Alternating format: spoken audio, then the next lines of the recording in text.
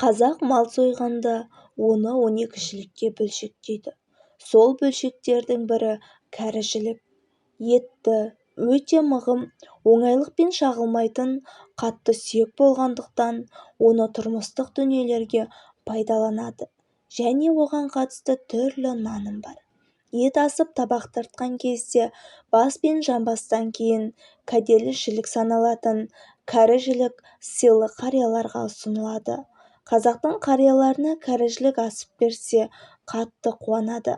Егер табаққа 2 кәрі жілік қатар салынса, шалдар таласып тармасып, кәрі жілікті тақырлап, мүжіп болған соң үйлеріне алып кетеді.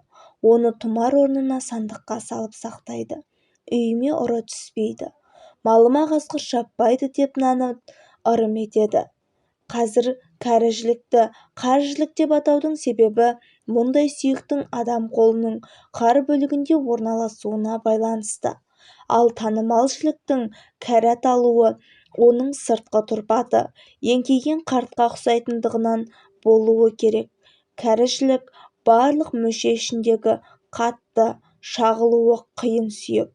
Тарихи археологиялық зерттеулерде ертедегі тайпалардың садақтың жебе ұшын ірі малдың тісінен және осы кәрі жіліктің сүйегінен жасағаны айтылады. Ет асқан кезде жастарға кәрі жілікті ұстатпаңдар деген сөз жиі айтылып жатады. Кәрі жілікті күйеуге шықпаған қызға ұсынбаудың мағынасы кәрі қыз болып отырып қалады деген нанымнан туындаған. Ол отау құрмаған ер жігіттерге де қатысты сенім.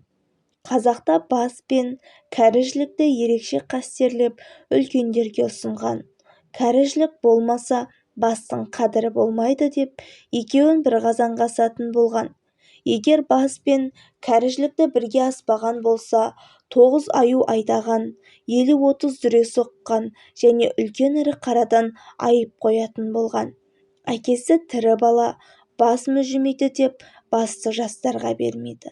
Ал кәрі жілікті балаларға ерте қартайып кетеді деп бермейтін болған. Кәрі сөзі ұлы, үлкен, қастерлі деген ұғымды білдіріп тұрған соң, оны балаларға бергенде құны қалмайды деп тек жасы үлкен кісілерге тартқан. Кәрі жілікте тұрған түк те жоқ.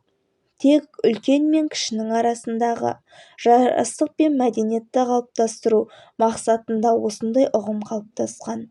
Бұл қазақтың ас мәзірін ұстана білгенінің, әр адамның қоғамдағы өз орнының болғанының көрінісі. Бұған қоса, босағада ілініп тұрған кәрі жілікті жауға барымтаға аттанып бара жатқан батырлардың ер-тоқымына байлап кететін болған. Бұл бәле-жаладан сақтайды деген сенімнен туса керек. Қазақта кәрі жілік ел басын сақтайды, күзетеді деп оған тіс тигізбей мүжиді.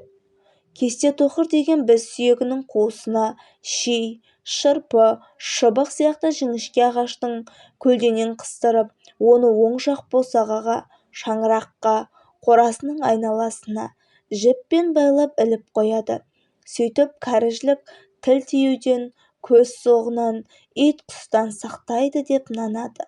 Этнографтың айтуынша, ертеде босанатын әйелдің айналасына үйдің төбесінде ілініп тұрған кәрі жіліктерді әкеліп қоятын болған.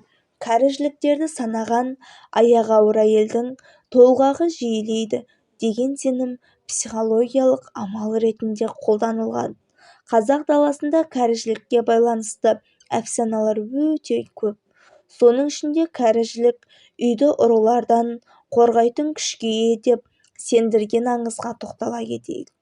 Бірде мыңғырған малы бар бай көз жұмар алдында баласын шақырып өсиет қылған. Ол қанша мал сойып, сүйегін тастасаң да кәрі жілікті далаға лақтырма деген көрінеді. Бұл жіліктің тесігінен жіп өткізіп, киіз үйді айналдыра іле бер деп ақыл айтқан. Баласы әкесінің айтқанына құлақ асып, кәрі жіліктің барлығын киіз үйдің қабырғасына іле беріпті. Ымырт түсіп қас қарайғанда үй сыртына ілінген кәрі жіліктің көлеңкесі қолында құрық ұстаған кәрі кісінің бейнесіне қатты ұқсайтын болған. байдың малын айдап әкетуді көздеп жүрген барымташылар әлгі көлеңкені көріп малды ұрлай алмай бірнеше рет беті қайтқан деседі. Аңызға сенетін адамдар кәріжілікті қасиетті санап, ұрыдан сақтайтын күш бар деп қастерлеген. Қазіргі уақытта кәріжілікті кәде ретінде иемденген жасы үлкен қариялар оны шаңырақты жоқшылықтан қорғайтын тұмар деп мақтанып жатады. Соғымға сойылған ірі қара малдың кәріжілігін көктемге дейін сақтап, оны жас етпен бірге асып жейтіндер бар. Көктемге аман-есен жеткізген кәріжіліктің қасиеті деп сенеді. Наурыз көжеге салынатын кәріжілікке данагөй қариялар бата беріп, жыл басын қарсы алады. Сыйлы қонаққа кәріжілік ұсыну ата-баба әруағы қолдасын деген ниетпен туған. Ұзақ сақталатын сүйек болғандықтан адамға кәріжіліктің жасын берсін деген тілек айтылады. Аңыз астарында ақиқат. Ертеде бір байдың қорасын 40 қарақшы торуылдапты. Бірақ қанша тырысса да малын ала алмаған екен. Байдың қорасын қарулы жасақ күзетіп тұрыпты. Бірақ таң ата қарауылдар көзден ғайып болады екен. Ұрылар тылсым жайлы түсінбейді. Ертесіне біреуін тыңшылыққа жұмсайды. Ол байға жолаушы кейпінде келіп сыр тартады.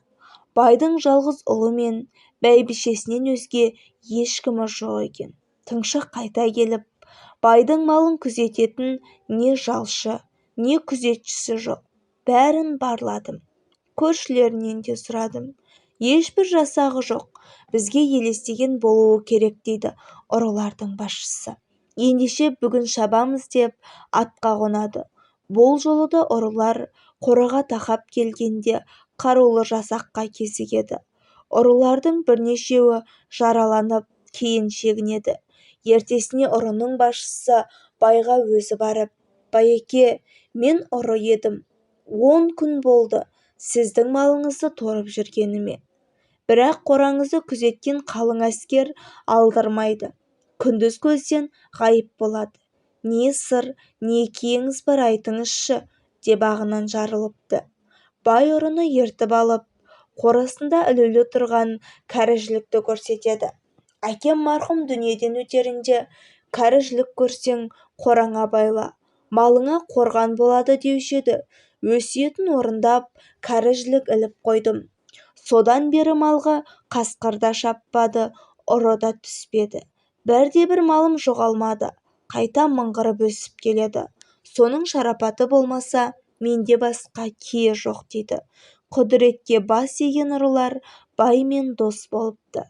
Ниетінен қайтып, адал кәсіпке көшіпті деседі. Ер жігітті 40 қауіптен қорғайды.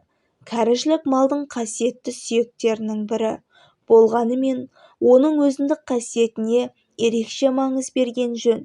Бүгінде ұмыт болған бұл наным-сенімге көпшіліктің бей-жай қарайтыны рас. Бұл ретте ата-бабамыз қастерлі санаған жілік туралы мына бір аңызды ұмытпаған жөн. Түсінікті болу үшін сіздерге басынан айтып берейін. Ертеде байдың жалғыз ұлы болыпты. Ол керуен тартып қалаға саудаға аттанады. Сапарға шығар кезде әкесі, «Балам, мына кәрі сүйекті қойныңа салып ал. Қауіп-қатерден аман боласың» дейді. «Әй, әке-ай, сенің ағырымың таусылмайды екен» деп ұлы селсоқ қарайды. Бірақ әке көңілін қимай, көп қапшықтың біріне лақтыра салады. Межелі жеріне аман-есен жетіп, саудасын жасап, елге қайтады. Жолда керуенге қарақшылар шабуылдайды. Бала не істерін білмей қатты сасады. Сол кезде артқы жағынан қарулы жасақ пайда болып, қарақшыларға қарсы ұмтылады. Тонаушылар сескеніп, кейін шегінеді. Қапылыста бір қарақшының қаңғыған оғы баланың аяғына тиіп, жараланып қалады. Ғайыптан пайда болған жасақ керуенді аман-есен елге жеткізеді. Бірақ ел шеті көрінгенде көзден ғайып болады. Бала үйіне келіп, әкесіне болған жайды баяндайды. Сонда әкесі, ұлым, ырымның сырын енді түсінген боларсың. Кәрі жілікке Құдай осындай қасиет дарытқан. Сен балалық қылып, кәрі жілікті көп қапшықтың біріне салып алдың. Сонда да керуенің ғайып ерен 40 шілтеннің шылауында болды. Егер ықыласың күшті болғанда, жебей де дарымас еді деген екен. Міне, осыдан бастап ел аузында кәрі жілік ер жігітті 40 қауіптен құтқарады деген сөз қалса керек. Тізе берсек, кәрі жіліктің қасиеті туралы біраз мысал келтіруге болады. Ал ел аузындағы аңыздардың астарында бір шындық жатқан ақиқат. Олай болса, бүгінде ұмыт болып бара жатқан ата дәстүрдің бұл түрін қайта жаңғыртып, оны ұрпақтар сабақтастығында кеңінен қолдана білсек игі. Назарларыңызға рахмет. Әңгіме ұнаған болса, арнама тіркеліп қолдап кетуді ұмытпаңыздар.